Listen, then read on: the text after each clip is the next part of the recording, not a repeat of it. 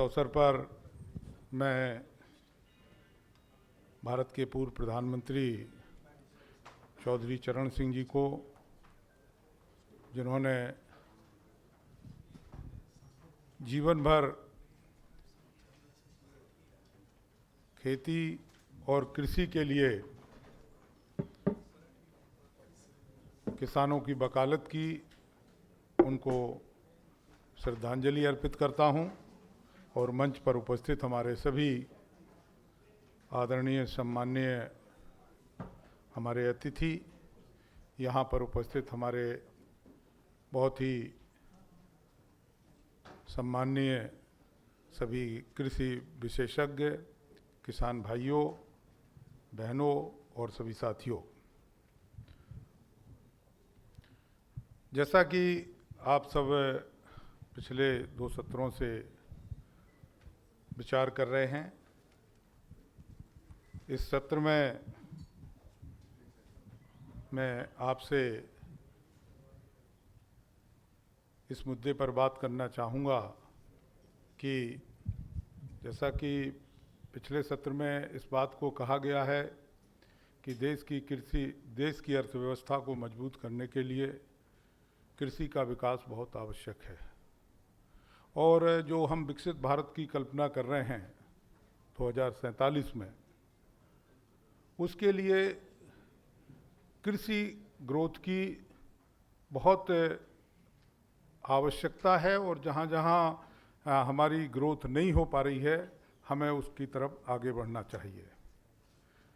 लेकिन आज जो वास्तविकता है, उसको हमें निश्चित रूप से स्वीकार करना पड़ेगा कि जहाँ खेती के प्रति जो लोगों का आकर्षण होना चाहिए, जो हमारी नौजवान पीढ़ी है उसका आकर्षण होना चाहिए, वो आकर्षण नौजवानों में है नहीं। आज अब आप सब जानते हैं कि गांव के किसान का बेटा किसी दफ्तर में चपरासी बनना तो पसंद करेगा, लेकिन खेती करने से वो मुख मोड़ता है। इसलिए सबसे पहले हमें खेती के प्रति लोगों में आकर्षण कैसे बढ़े, और कैसे बढ़ता है हम सब जानते हैं। कोई भी व्यवसायी होता है तो व्यवसाय प्रॉफिट के लिए करता है। वो साल भर की बैलेंस शीट बनाता है, और बैलेंस शीट में अगर उसको प्रॉफिट होता है तो निश्चित रूप से वो आगे और बड़ा व्यापार करने का प्रयास करता है और उसमें कई चीज़ें जोड़ने का प्रयास करता है। लेकिन अगर किसान की बैलेंस शीट, यहाँ बहुत से किसान भी बैठे हैं, चूँकि हम भी एक किसान परिवार से हैं, इसलिए हम जानते हैं कि किसान की अगर बैलेंस शीट साल भर की तैयार की जाए तो निश्चित रूप से उसकी बैलेंस शीट घाटे की निकलेगी, कोई प्रॉफिट नहीं होता। तो हमें पहले इस बात पे गंभीरता से विचार करना पड़ेगा, सोचना पड़ेगा कि किसान खेती के प्रति आकर्षण कैसे पैदा हो। हमारे नौजवान भाई जो खेती के प्रति आकर्षित नहीं हैं, उनमें खेती के प्रति आकर्षण हो, इसके लिए आज जो विषय रखा गया उसमें कलेक्टिव खेती करने की भी बात कही गई है। अगर किसान एक साथ जुड़ करके कलेक्टिव तरीके से खेती करें तो निश्चित रूप से वो बेहतर खेती कर सकते हैं। आज सरकार ने एफपीओज को प्राथमिकता दी है, उनको सपोर्ट किया जा रहा है। पूरे देश में बहुत हमारी समझ में 10,000 एफपीओ उस समय बनाने की सरकार की प्लानिंग थी, और एफपीओ बने, और उन एफपीओ के माध्यम से किसान लाभान्वित भी हुए। आज सहकारी संस्थाओं के माध्यम से, कोऑपरेटिव सोसाइटीज़ के माध्यम से हम तो मानेंगे कि कृषि क्षेत्र को ऑर्गेनाइज स्वरूप प्रदान करने के लिए कोऑपरेटिव मूवमेंट एक ऐसा इंस्ट्रूमेंट है जिसके माध्यम से किसान को की खेती को बेहतर तरीके से करने का आयोजन किया जा सकता है। हम माफ़ी के साथ प्रोफेसर साहब ने एक बात कही थी कि कोऑपरेटिव सेक्टर केवल दूध तक सीमित रह गया। ऐसा नहीं है, हम इस बात को मानने के लिए तैयार नहीं हैं। मानते हैं इस बात को कि कोऑपरेटिव सेक्टर में दूध ने बहुत ही बेहतर काम किया है और दुनिया में अमूल ने अपना नाम रोशन किया है। लेकिन आज आप इस बात से भी सहमत होंगे कि आज प्राइमरी कोऑपरेटिव सोसाइटी जो भी है, आज किसान को जितने कृषि आदानों की आवश्यकता है, उसको अच्छे बीज की आवश्यकता है, सर्टिफाइड सीड की आवश्यकता है, उसको अच्छे क्वालिटी फर्टिलाइज़र की आवश्यकता है, उसको बायो फर्टिलाइज़र की आवश्यकता है, उसको पेस्टिसाइड की आवश्यकता है। जिन कृषि आदानों की आवश्यकता है वो सबसे ज़्यादा विश्वास करता है कोऑपरेटिव सोसाइटीज़ पे। कोऑपरेटिव सोसाइटीज़ पे जा कर के वो अगर लेकर के आता है, उसे क्वालिटी की कोई चिंता नहीं, कीमत की कोई चिंता नहीं, और लेकर के वो अपना काम करता है। तो जहाँ किसान के लिए सर्विसेज की आवश्यकता है, वो कोऑपरेटिव के माध्यम से हम किसानों को दे रहे हैं। किसानों को क्रेडिट की आवश्यकता है, फर्टिलाइज़र खरीदना है, सीड खरीदना है, जो भी खरीदना है, उनको क्रेडिट भी कोऑपरेटिव बैंक्स के माध्यम से किसानों को उपलब्ध कराने का पूरी तरीके से प्रयास किया जा रहा है। और हम इस बात को भी मानते हैं कि जब किसान का उत्पादन आ जाता है, किसान चाहे गेहूँ हो, चाहे आपका धान हो, चाहे जो भी उत्पादन आता है, वो भी एमएसपी का रेट जो आप लोग तय करते हैं, उस पर सबसे ज़्यादा अगर खरीद होती है तो कोऑपरेटिव सेक्टर के माध्यम से ही इस देश में किसानों की खरीद होती है। और सही पैसा किसान की जेब में कोऑपरेटिव सोसाइटी अगर खरीद करेगी तो उसकी जेब में पैसा पहुंचेगा। आपने जो मीडिएटर को समाप्त करने की बात कही है, बिल्कुल सच्ची बात है कि किसान आज लुट रहा है तो केवल मीडिएटर के वजह से लुट रहा है। अगर कोऑपरेटिव सोसाइटी उसको जो है खरीद करेगी तो निश्चित रूप से पूरा पैसा उसके पास पहुंचेगा, उसकी जेब में पहुंचेगा। हम आज हम कहना चाहते हैं कि आकर्षण, आज अगर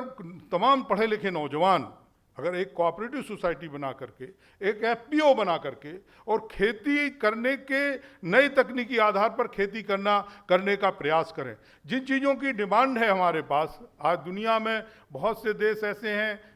कि जिनके पास जो है खेती नहीं है, वो अच्छा खाने का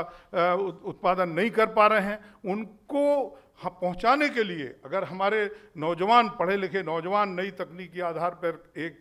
कोऑपरेटिव सोसाइटी बना करके, एक एफपीओ बना करके अगर वो खेती करवाते हैं या करते हैं तो निश्चित रूप से वो बेहतर काम कर सकते हैं। और अगर जैसे किसान का जो उत्पादन आता है उसमें अगर वैल्यू एडिशन के लिए अगर फूड प्रोसेसिंग करके, उनके प्रोडक्ट को प्रोसेस करके, वैल्यू एडिशन करके अगर हम दुनिया के बाज़ार में, हम अपने देश के बाज़ार में अगर पहुंचाने का काम करते हैं तो निश्चित रूप से जो नौजवान आज रोज़गार के लिए घूम रहा है, जो आज खेती से मुख मोड़ रहा है, तो उसका आकर्षण भी बढ़ेगा और वो 10 लोगों को उसमें रोज़गार भी दे सकता है। अगर हम सरकार, हम सब लोग मिलकर के उस कोऑपरेटिव सोसाइटी को प्रमोट करें, उनको जो है एफपीओ को प्रमोट करके, उनको जो इंफ्रास्ट्रक्चर है उनको बनाने के लिए जो इन्वेस्टमेंट है उसके लिए भी हम पूरी तरीके से उनकी मदद करें। तो